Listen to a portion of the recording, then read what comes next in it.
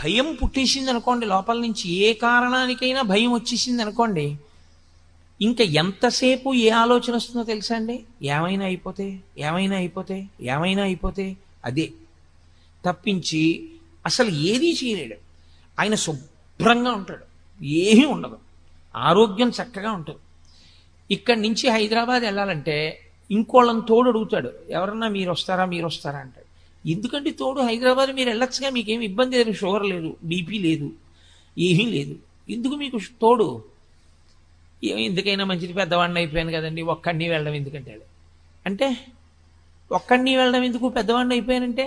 ఆయన అనుమానం ఏమిటంటే తాను చీకట్లో బెర్త మీద పడుకొని ఉండగా పక్క వాళ్ళు ఎవరికి తనకి తెలియనప్పుడు తనకి ఏ స్పృహ తప్పిపోవడమో శోష చేయడమో జరిగితే తన పేరు తాను చెప్పుకోలేకపోతే ఎలా తనని గుర్తుపడతారు? తనేనా అయిపోతాడేమో, తను ఎక్కడో దింపేస్తారేమో, తన పెట్టి ఎత్తుకుపోతారేమో, అన్నీ ఇంకా వికృతమైన ఆలోచనలే, సరి అయిన ఆలోచనలు రావు. ఈ ఆలోచన ఏం చేస్తుందో తెలుసా అండి? హైదరాబాదు చక్కగా పెళ్లి కొడుకులా వెళ్ళిపోగలిగినటువంటి శక్తి ఉన్నవాడు ఎవడూ దొరకలేదని వెళ్ళడం మానేస్తాడు. ఇప్పుడు శరీరంలో బలం లేక వెళ్ళలేదా, మనసుకి జవం లేక వెళ్ళలేదా? దేనికి వెళ్ళలేదు? శరీరానికి బలం లేక వెళ్ళకపోవడం కాదు, మనసుకి బలం లేక వెళ్ళలేదు. ఇంకొక ఆయన ఉంటాడు, ఏమయ్యా ఈ వయసులో ఎందుకయ్యా నీకు గుడికి రోజు ప్రదక్షిణానికి పడిపోతావేమో అన్నారనుకోండి, ఆయన అంటాడు, గుడికి ప్రదక్షిణం చేయకుండా ఉండిపోతాను ఏమిటండి, ఉంటానా? అప్పుడు ఉండనుగా. మరి ఈ శరీరంతో ఉన్నంతకాలం చేయవలసిందే ఉంది, గుళ్ళోకి వెళ్ళడమేగా. మరి ఆ గుళ్ళోకి వెళ్ళడం మానేసి ఇంక నేను ఈ శరీరాన్ని చూసుకుంటే ఈ తెప్ప ఇవ్వడం వల్ల వచ్చిన ఉపయోగం ఏమిటి? ఏటికి వరదొస్తోంది, నీ దగ్గర ఒక పడవ ఉంది, ఈ పడవలో ఏరు దాటేసేయి, ఏరు దాటేస్తే ఆవలి ఒడ్డుకి వెళ్ళిపోతావు. ఇక వెళ్ళిపోయావా, నిన్నేం చేయలేదు, ఎందుకంటే అవతల చాలా ఎత్తు, ఇక నిన్ను వరద ఏం చేయదు, కాబట్టి తొందరగా దాటు, ఏరు వరద వస్తే ఇంక దాటలేవు అన్నారు. ఒక ఆయన గబగబా తన పడవ తీసుకుని ఏరు దాటేశాడు. ఇంకొక ఆయన పడవ వంక చూసుకుని, బా ఇంత చక్కటి పడవ, ఇంత బాగా రంగులు వేయించాను, ఇంత కష్టపడి చేయించాను, ఇప్పుడు ఇటువంటి పడవలో నేను ఎడుతుంటే ఏమో ఆయన చెప్పాడు కానీ గంట వరకు రాదని, తీరా నేను బయలుదేరగానే వరద వచ్చేస్తే ఈ పడవ తట్టుకోలేకపోతే, ఈ పడవ గభాలన తిరగబడిపోతే, నేను ఆ పడవలో ఉండిపోతే, బయటికి రాలేకపోతే, ఈలోగా కొట్టుకుపోతే, పోనీ అన్నాడు కానీ అంత కొట్టుకుపోతామా, యువతల ఒడ్డు నుండి ఒడ్డునేగా ఉన్నాను అని పడవ ఎక్కకుండా పడవను దాచుకుని ఒడ్డుని నించున్నాడు. గంట అయిపోయింది, వరద వచ్చేసింది, పడవ పోయింది, తాను పోయాడు. ఏమిటి ఉపయోగం?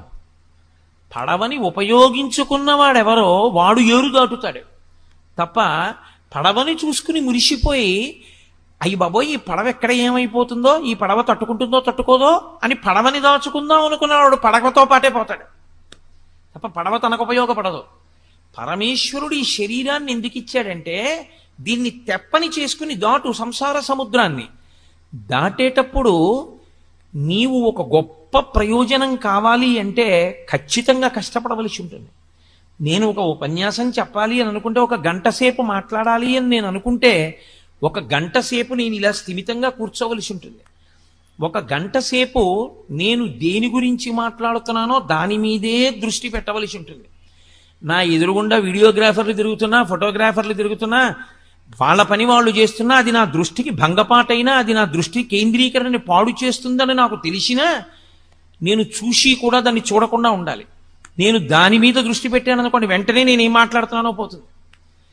కాబట్టి దానికి నేను సిద్ధపడగలిగితే నేను గంట సేపు ప్రసంగం చేయగలను, లేకపోతే నేను ప్రసంగం చేయలేను.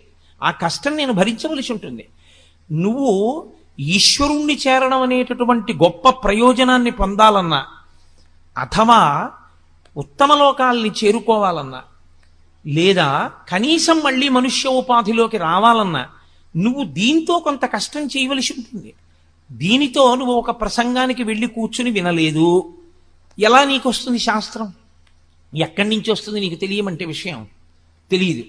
నువ్వు పుస్తకం చదవవు, పుస్తకం ఇంట్లో ఉంది, పెద్దలు చదివించారు, చదువుకోగలవు, పుస్తకం తెచ్చుకోవు, పుస్తకం చదవవు, చదువుకుని అర్థం చేసుకునే ప్రయత్నం చెయ్యవు, మరి ఈ శరీరంతో నువ్వు ఎలా తరిస్తావు? ఎందుకండి దాన్ని చదవడం? ఇప్పుడు ఆ భగవద్గీత అంతా చదవకపోతే వచ్చిన నష్టం ఏమిటండి? రోజు చక్కగా టీవీ చూస్తాను, చూడు, అదిగో ఆ పడవని పట్టుకుని చూసుకుని మురిసిపోతూ గడిపేసి పడవ తాను కొట్టుకుపోయిన వాడు ఎలా ఉంటాడో అలాగే కొట్టుకుపోతాడు. ఈ తెప్పని ఎవరు వాడుకుంటాడో వాడు మాత్రమే ఏరు దాటుతాడు. ఆ ఏరు దాటడం అనేటటువంటి ప్రక్రియ యందు మనసు చాలా చాలా ప్రధానమైన పాత్ర పోషిస్తుంది. ఆ మనసు కాని దౌర్బల్యమునకు లోనైపోయిందనుకోండి, అది ప్రతి చిన్నదానికి కదిలిపోయి భయపడిపోయింది అనుకోండి, శరీరమునందు ఉండవలసినటువంటి బలమంతా ఉన్నా నిరర్ధకమే. ఒక పిల్ల ఒక తల్లిదండ్రుల కడుపున అందంగా పుట్టిందనుకోండి, ఆ తల్లిదండ్రులకు ఎన్ని ఆశలు ఉంటాయో, ఆ పిల్లకి ఎన్ని ఆశలు ఉంటాయో, అందులోన ఒక చక్కటి చదువు ఆ పిల్లకు వస్తుంటే, ఆ పిల్ల కాలేజీకి వెళ్ళి వస్తుంటే ఆ తల్లిదండ్రులు ప్రతిరోజు ఎంత పొంగిపోతారో, గుండెల్లో ఎన్ని కోరికలు పెట్టుకుంటారో, ఎంత పరవశించిపోతారో. మంచి అల్లుడు వస్తాడు మనవలతోటి, నా కూతురు కళ్ళ ముందు తిరుగుతుందని ఎన్ని ఆశలు పెట్టుకుంటాడో తండ్రి. అందంగా ఆడపిల్ల కనపడిందని ఆమె నీ సొత్తు అన్నది నువ్వు కామించావు. కామించిన దాన్ని నువ్వు తప్పుడు మాట వాడి ప్రేమించానని చెప్తున్నావు. ప్రేమించినది నిజమైతే ప్రతిఫలాన్ని కోరవు.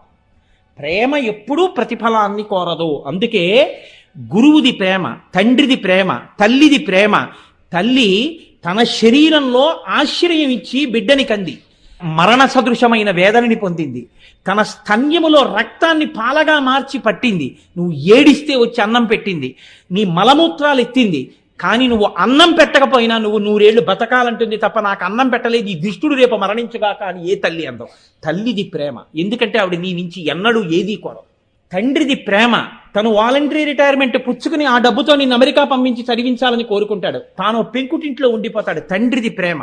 గురువు తాను కష్టపడి సముద్రంలో ఉప్పు నీటిని తాగి తియ్యటి నీటిగా మార్చి ఆధారం లేని ఆకాశ మార్గంలో వచ్చి ఆర్తితో ఉన్న జనులకు వర్షించడమే ప్రయోజనంగా వర్షించి ఇచ్చేశానని తేలికపడి కృతజ్ఞత కోరకుండా వెళ్ళిపోయిన మేఘంలా తాను కష్టపడి రంగరించి నేర్చుకుని ఎంతో కష్టపడి తాను ఉపాసన చేసినటువంటి మంత్రాన్ని నిర్హేతుక కృపతో తన యొక్క అనుగ్రహాన్ని శిష్యుడికి హస్తమస్తక సంయోగంలో ప్రవేశపెట్టి మంత్రోపదేశం చేసి శిష్యుని యొక్క బుద్ధి వైభవానికి హేతు అవుతున్నాడు. ఆ శిష్యుడు వృద్ధిలోకి వస్తే చాలని చెప్పి పక్కకి వెళ్ళిపోయాడు తప్ప నా శిష్యుడి వల్ల నాకు ఇది కావాలని గురువు కోరుకోలేదు. అవి ప్రేమ. నువ్వు కోరుకుని నాకు దక్కకపోతే ఇంకొకడికి దక్కకూడదన్నది కామం.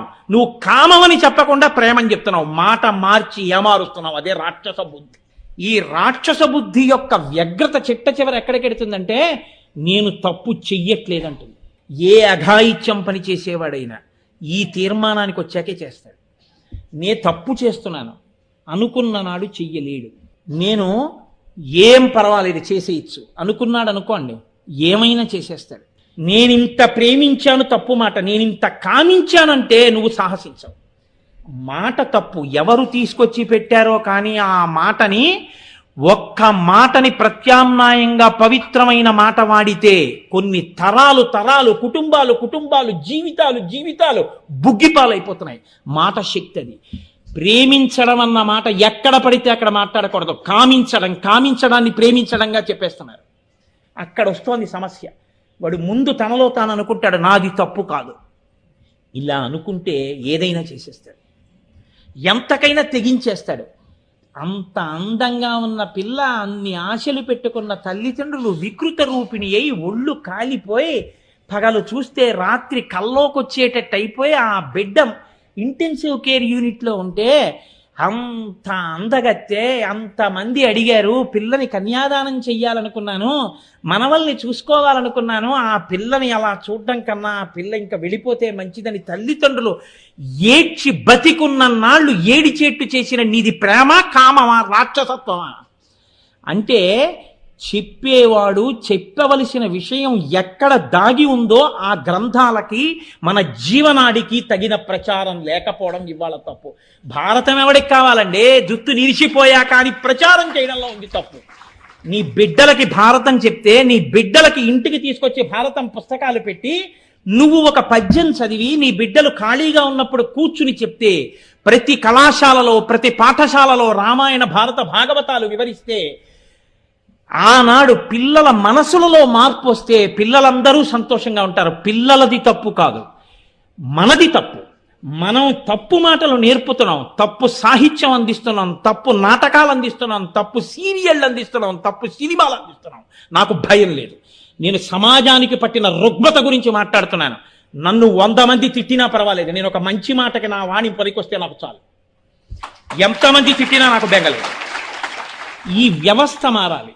వ్యవస్థ మారడానికి ఒక్కటే ఉపాయం, రామాయణ భారత భాగవతాలకు ప్రచారం రావాలి. మళ్ళీ వినడం మనకు అలవాటు కావాలి. మన ఇళ్లల్లో కబ్బోర్డ్స్లో భారతం 18 వాల్యూమ్స్ ఉండాలి, రామాయణం కాండలన్నీ ఉండాలి. నువ్వు చదవాలి, నువ్వు చదివించాలి.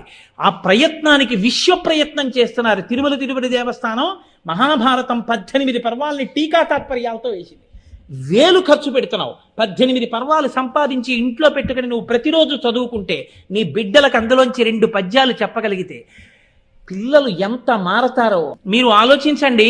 ఇప్పుడు కీచకుని యొక్క మనఃప్రవృత్తి ఎంత ప్రమాదమైందో మీకు అర్థమవుతుంది. దీని వ్యగ్రత ఎంత క్రమక్రమంగా ఎలా వెళ్ళిపోతుందో మీరు ఆలోచించండి.